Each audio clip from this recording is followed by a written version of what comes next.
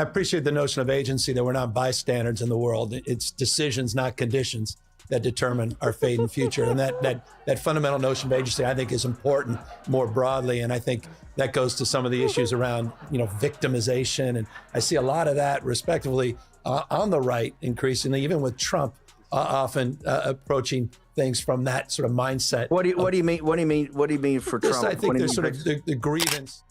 What I saw. Yeah. What it looked to me like he was negotiating with a pressure cooker just burst. Gavin Newsom didn't just respond, he blew up after Tyrus sparked a moment no one expected.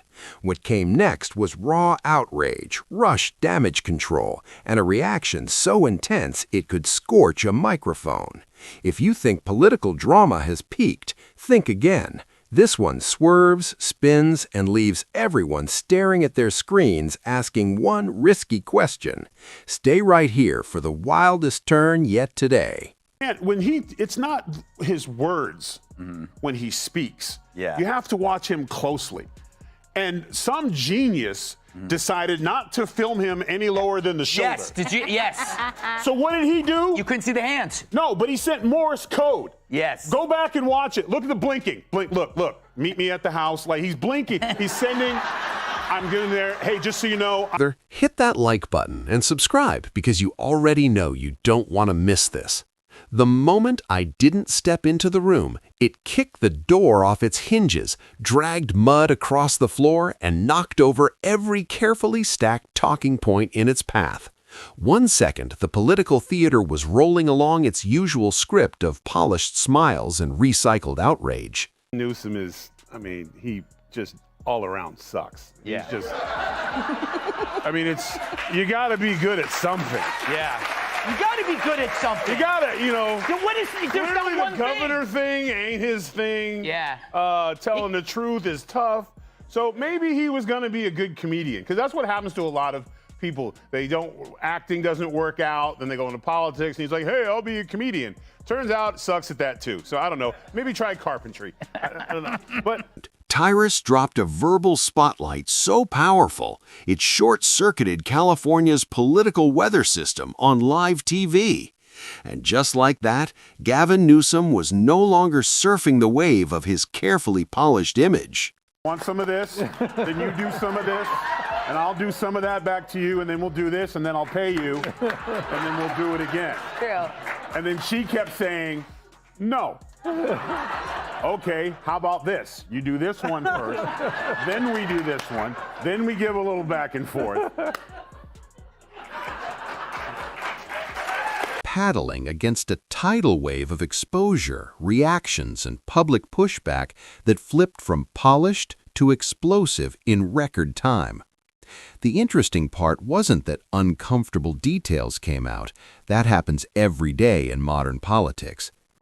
I'm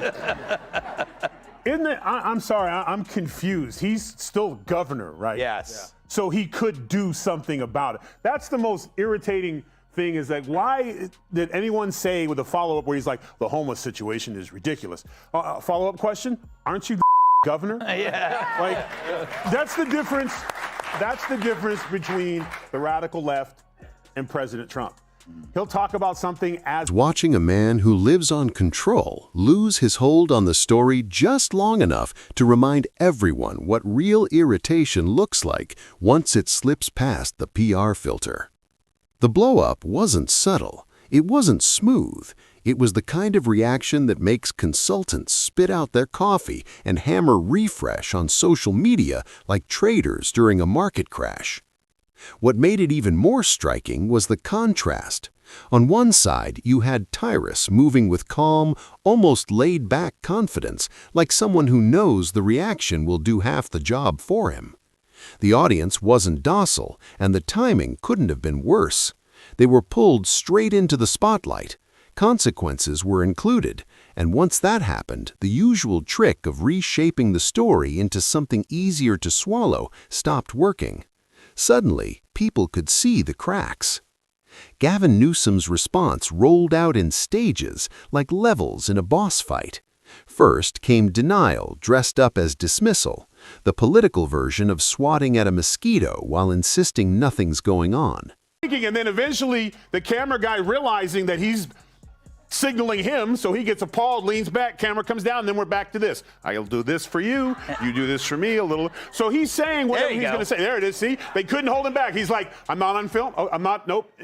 Bring my hands up, bring him up, bring him up, bring him up, bring him up. He's playing with us. Meet me at my house, you get mine, I get yours, it'll work. Justifications with explanations stacking up faster than anyone could check them. And finally, there was that clear hint of irritation, the sharp edge that tells you the buttons weren't just pushed, they were smashed over and over. What really sent the moment spinning wasn't only what was said, but how quickly everything moved. After clips bounced across platforms like loose pinballs, supporters rushed to reframe the story. Critics sharpened their knives, but the internet had already made up its mind. This wasn't about calm clarification anymore. This was entertainment. It was watching the political machine trip over its own feet in real time. And then there was the body language, that slight shift in posture when control slips, the tightened jaw, the eyes scanning just a bit too hard. Analysts didn't need inside sources. It was all there, in the stance, the pacing, and in how the response felt less like leadership and more like pure damage control.